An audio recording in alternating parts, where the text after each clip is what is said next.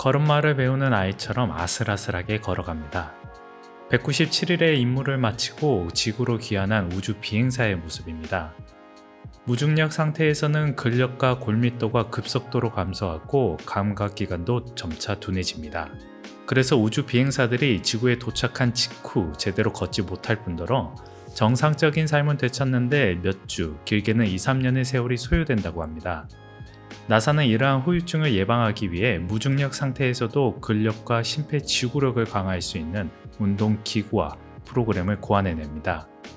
그런데 무중력 상태에서 운동을 한다는 건 말처럼 결코 쉬운 일이 아닐 텐데요. 몸은 둥실 떠다니고 중량은 느껴지지 않기 때문이죠. 이번 비욘드 스포츠에서는 우주 비행사들이 우주에서 어떤 운동을 어떻게 하는지 알아보겠습니다.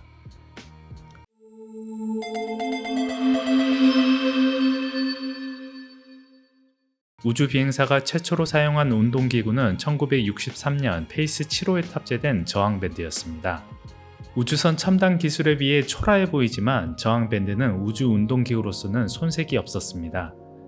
중력의 영향을 받지 않는 저항 운동이며 비좁은 공간에서 사용할 수 있었고 무엇보다 단기간 비행에 필요한 운동량을 충족시키기에 충분했습니다. 무중력 상태에서 골밀도와 근력은 대체로 2주 후부터 감소하기 시작한다고 합니다. 무중력 후유증은 장기간 체류에만 해당한 이야기라는 거죠. 그래서 8일간 달 탐사를 했던 아폴로 11 비행사들이 우주에 가정용 케이블 운동기구만을 가져갔어도 지구에 도착해서 바로 걷는데 전혀 문제가 없었던 거죠. 하지만 우주 기술이 발전하고 체류 기간도 늘어나면서 운동의 중요성도 점차 커졌습니다.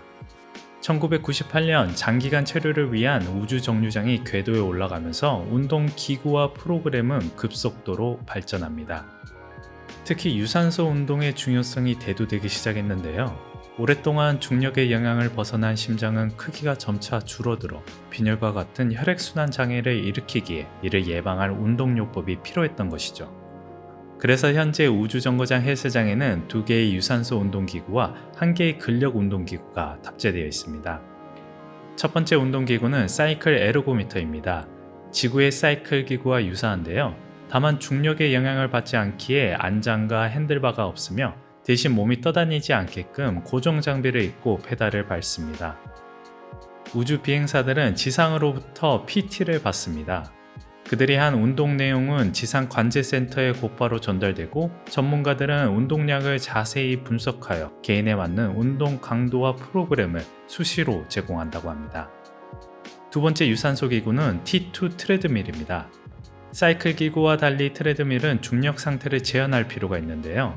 달리기 메커니즘이 몸무게를 바닥으로부터 밀어내는 동작을 기반으로 하기 때문이죠. 비행사는 고정 장구를 입고 트레드밀에 달린 고무밴드를 몸에 연결합니다. 그리고 그 길이를 조절해가며 몸을 바닥으로 당기는 힘, 즉 자신 몸무게만큼의 하중을 설정합니다. 트레드밀은 우주 비행사의 심장뿐만 아니라 뼈와 감각기관의 건강도 책임지는데요. 달리면서 꾸준히 다리뼈와 발바닥을 자극하기에 골밀도와 발바닥 감각의 퇴화를 예방할 수 있다고 합니다. 마지막 기구는 ARED, 첨단 저항 운동장치입니다. 2009년 우주정거장에 설치된 이 기구로는 데드리프트, 스쿼트, 벤치프레스, 숄더프레스 등 총 29개의 운동을 할 수 있습니다. ARED는 진공 실린더를 사용하여 중량을 재현했으며 하중은 최대 274kg까지 설정할 수 있는데요. 그 하중에서 자신의 몸무게를 빼고 운동 과정에서 손실되는 하중을 고려하면 실상 최대 중량의 절반이 230kg만을 체감할 수 있다고 합니다. 비행사들은 ARED의 29가지 운동 중 벤치프레스를 가장 즐긴다고 합니다.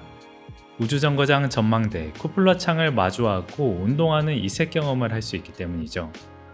우주비행사는 하루에 2시간, 일주일에 6번을 운동합니다.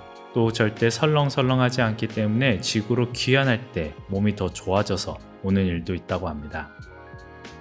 인간이 화성에 가기 위해서는 우주선 엔진 개발, 방사선 피폭 대비, 탐사 시점 조율 등 다양한 문제를 해결해야 합니다. 그리고 그중 하나는 바로 운동입니다. 비좁은 탐사선에서는 우주 정거장 수준의 운동 기구와 프로그램을 기대할 수 없습니다. 그러기에 화성까지 가는 6개월간의 장기간 비행으로 탑승자의 골밀도와 근력은 눈에 띄게 감소할 텐데요. 화성의 중력이 지구의 3분의 1이라도 그들의 작업에 바로 투입되는 데는 어려움이 있을 것입니다. 그래서 나사는 더 가볍고 컴팩트한 운동기구 개발에 힘을 쏟고 있습니다.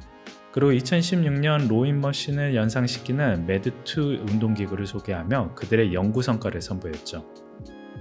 일론 머스크는 2029년까지 인간을 화성에 보낸다고 언급했는데요.